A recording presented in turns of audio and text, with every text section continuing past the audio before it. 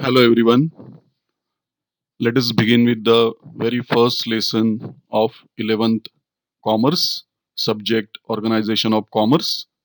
The first lesson is Introduction to Commerce and Business. This is as per the new syllabus which is being implemented from last year.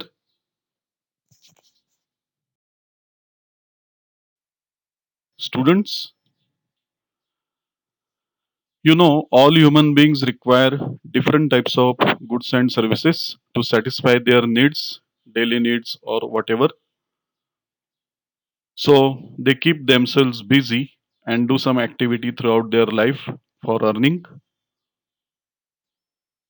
All those activities which the human beings carry can be classified as either economic activity or non economic activities. We shall see in detail what is economic and non economic activities. The human activities are being classified as non economic activities and economic activities. Non economic activities without monetary presentation or without monetary aspects. Economic activities are with the monetary aspects involved in it. Further, economic activities are being classified as business, profession, and employment. Let us see non economic activities.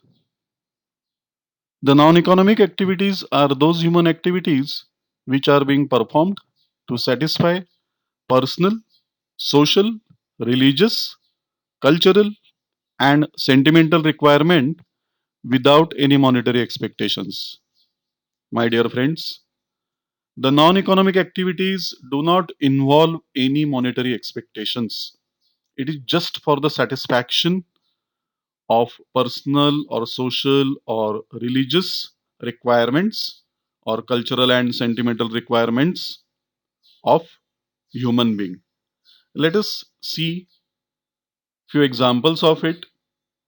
Like religious non-economic activity we talk about, we worship God, we go to temple, we go to mosque, we go to the churches, we go to gurudwara.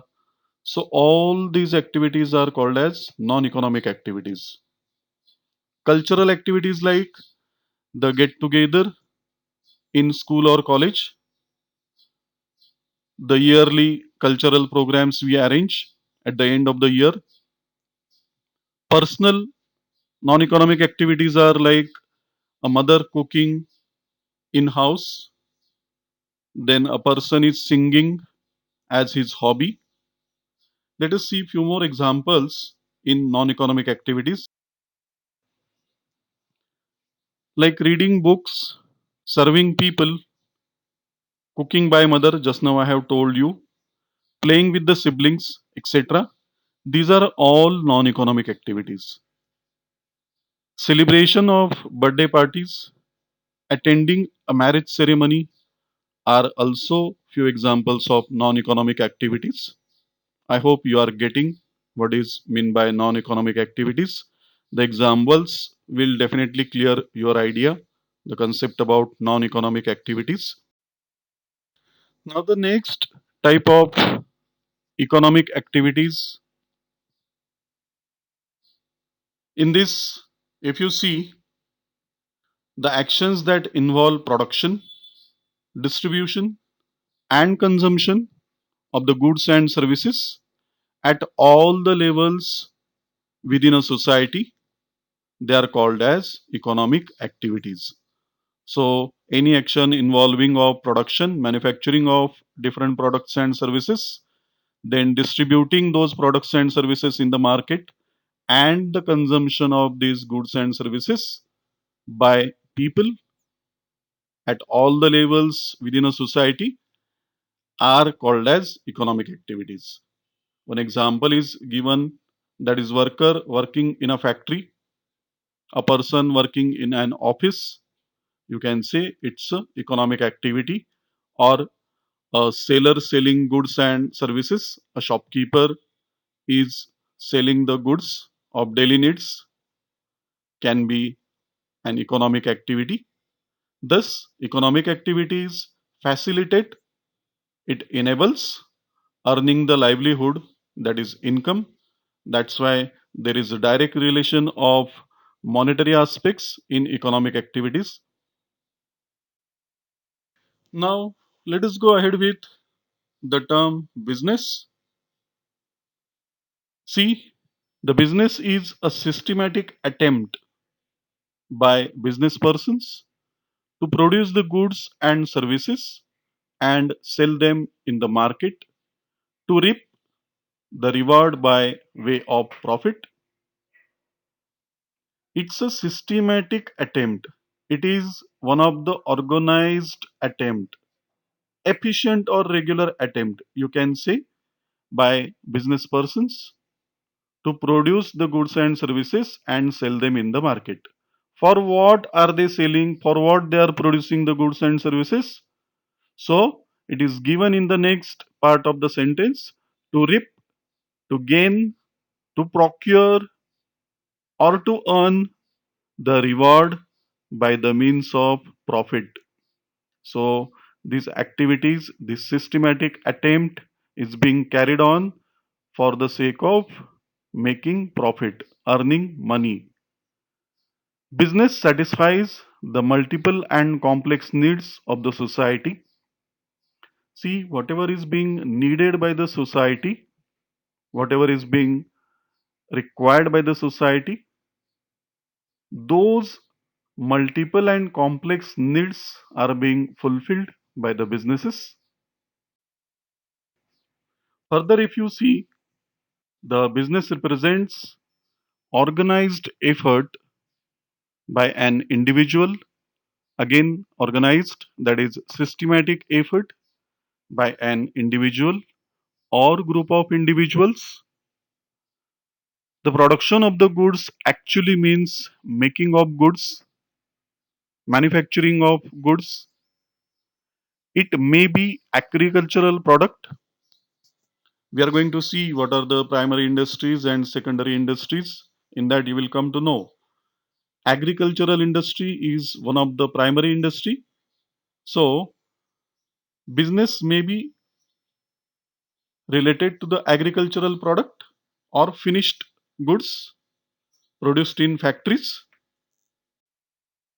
Also, if you see, goods can be produced with the manpower or with the help of machines. That is, the manufacturing unit factory might be having the human beings, human resources to produce a particular product, or it might be done with the help of machines. For example, cultivating a piece of land and growing food grains is an example of agricultural production. However, converting oil seeds into edible oil with the help of manpower as well as machine power is an example of manufacturing of the goods. So we have seen two examples. One is of agricultural field and one is of the actual finished good which is manufactured in the factory. Dear friends, as we have seen in the economic activities, the actions which are taken for producing and distributing the goods and services, here it comes ahead with the business. Next point is distribution, that includes the marketing of goods and services. Whatever the finished goods and services are there by the manufacturers, either in agricultural field or either in factories, will be distributed to the market, will be reaching to the market for consumption by the consumers in the society. It involves transport, it also involves warehousing, it involves the banking, it involves the insurances, the advertising which facilitates transfer of goods from producer to the final consumer. So the advertising, it actually enlightens the consumers with the new products available in the market. You must have seen The advertisements in the newspaper, in the magazines, on TV, when you just tune some channel, certain advertise is going on about a chocolate, about your favorite cell phone, your favorite bike. So advertising basically facilitate the producers to sell, to transfer their goods to the final consumers, to make it sure that consumers know about their goods. That is what the advertising is doing. So up till now we have seen what is business, the meaning of business we have seen, which includes the actual production, which also includes the distribution of the finished goods and products or services. Now let us see what the experts they want to say about business. This is the definition by Professor Hene. Business activities are all those human activities which are directed towards the production and processing of wealth. So, what Mr. Professor Hene wants to say that all those human activities are business activities which are directed towards creating something in factories, producing something in factories, and in turn processing the wealth, in turn acquiring wealth. So, in turn, it talks about gaining, obtaining profit from these business activities. So, this is the definition by Professor Hene. Let us move ahead with few more definitions. The next definition is by Professor Pride, Hughes, and Kapoor. They define the business as the organized efforts of individuals to produce and sell for a profit the goods and services that satisfy society's needs. Dear friends, in the meaning we have seen, business is a structured activity or structured effort of individuals, either or of different groups of individuals together. This is what Professor Pride, Hughes, and Kapoor wants to say that business is organized effort of the individuals or group of individuals, you may say, to produce and sell for a profit the goods and services which is going to satisfy the society's needs. So we have seen two definitions. Now let us see the characteristics or the features of business, how the business looks like actually, what are its features. Let us see one by one. The very first feature of business is it is an economic activity. Yes, business is an economic activity as it is undertaken to earn money, to obtain, to gain profit or livelihood, income. So, it is definitely an economic activity. It is not because of love or affection or feelings or sentiments, etc. The business is not carried on for these sakes of love or affection or feelings, but these are the activities which are non-economic activities. That is why an economic activity and it is not because of love or sentiments. This is the first feature of business. Let us turn to the next. The next feature is two parties.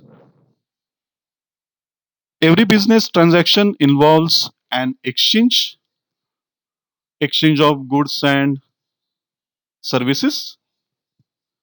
There is requirement of two parties. So see the second point, minimum two parties are required for the exchange. The first party is seller and the another party is the buyer.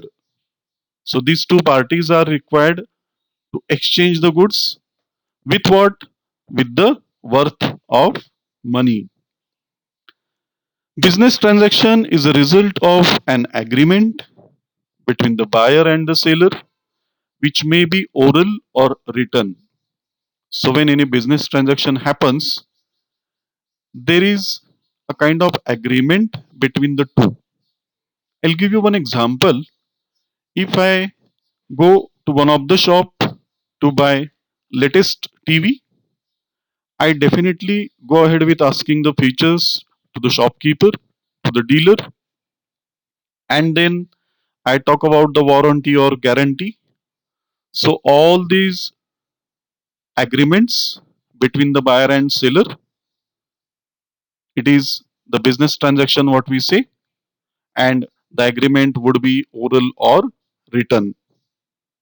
Let us go ahead with the third characteristics of business, profit motive. This is the next characteristics of business. The basic purpose of business is to earn the profit from its activities. The fundamental aim of starting any business is earning profit.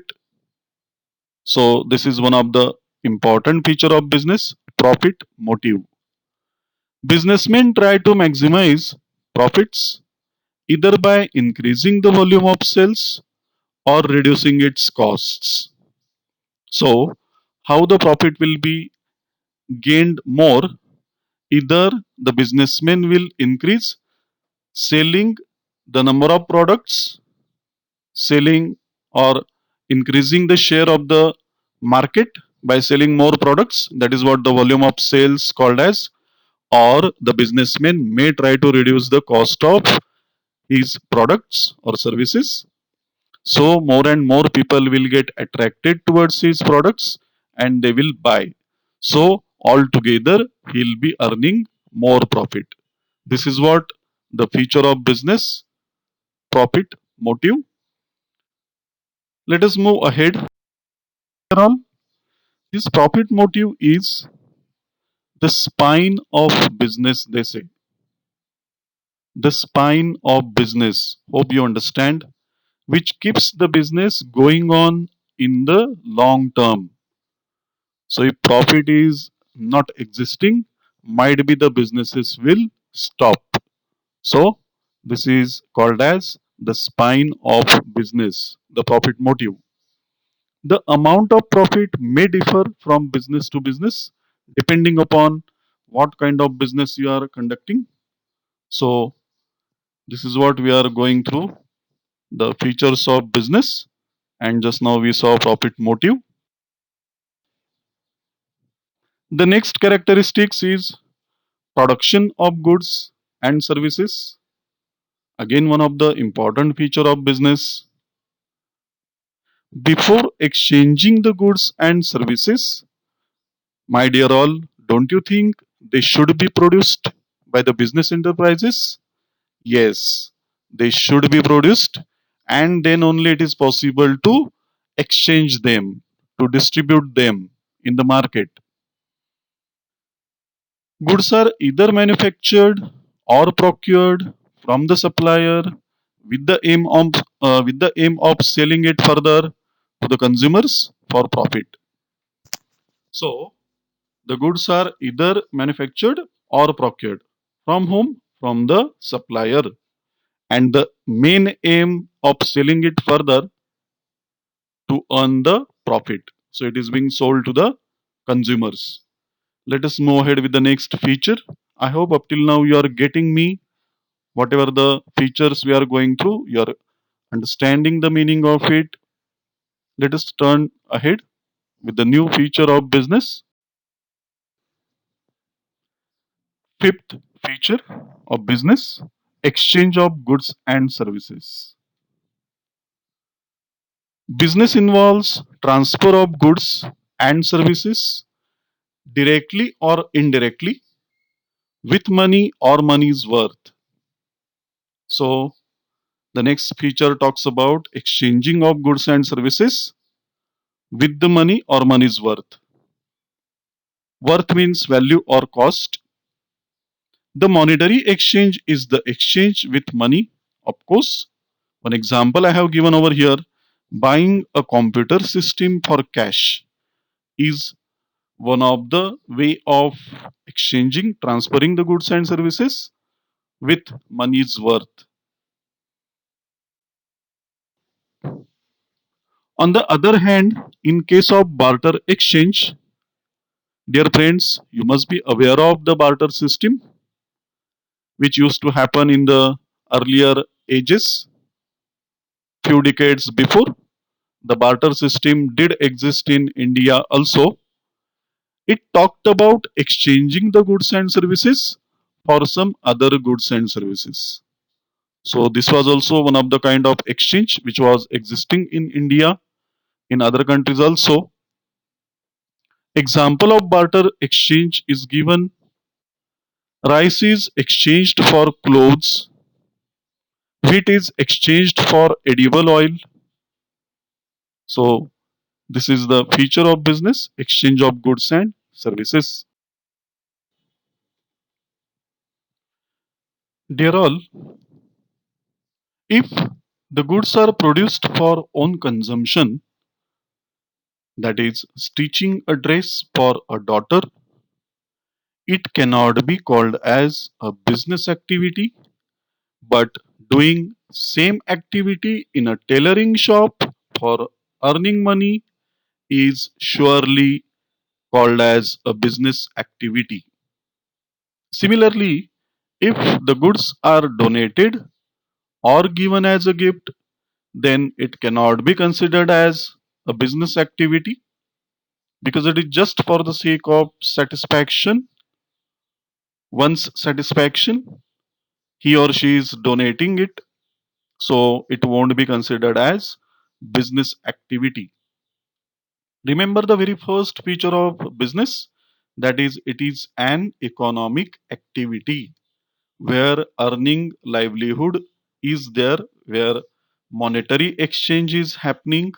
So you can just relate it with the first feature of business, that is, it's an economic activity. Moving further to the next feature of business, dealings in goods and services. The business cannot take place in the absence of goods and services. Somebody just sitting in his shop, he is not having any goods or services available with him. So that person who is sitting in the shop may not be a businessman, or he might not be doing business. So remember, business cannot take place in the absence of goods and services. Every type of business deal, the operation is concerned with either goods or services. Always, every time. These goods may be consumer goods or capital goods. Now, dear all, if you know consumer goods, consumer, that is who actually consumes the goods, those goods which are being used in our daily life, which are being consumed by us, the consumers, are known as consumer goods, and the other type of goods are capital goods. Capital goods, I will tell you, dear all, these are the goods which are being implemented for, put forward for further production of again consumer goods or capital goods. I'll just give you example so your idea will become very clear about what is consumer goods and what is capital goods.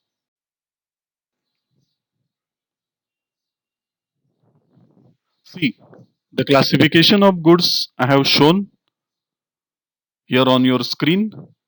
The examples of consumer goods, as I told, the goods which are being consumed by consumers are coffee, ghee, pen.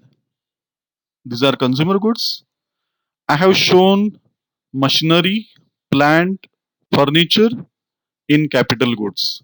As I told, capital goods are being utilized for further manufacturing of either the consumer goods or the capital goods again. So I hope you understood. The machinery, they are definitely used for manufacturing the consumer goods and capital goods both. Plant and furniture, whichever is required in that production unit, again are considered as capital goods because of what we are further going to get production of consumer goods and capital goods. Hope you are getting it. So that was about the goods, the dealings in goods. The point of feature is dealings in goods and services. So let us see about the services. However, the services created for business purpose are intangible. The services, we can just feel them, we cannot touch them because they are intangible, they are immaterial, they are vague. The services are essential for doing the business.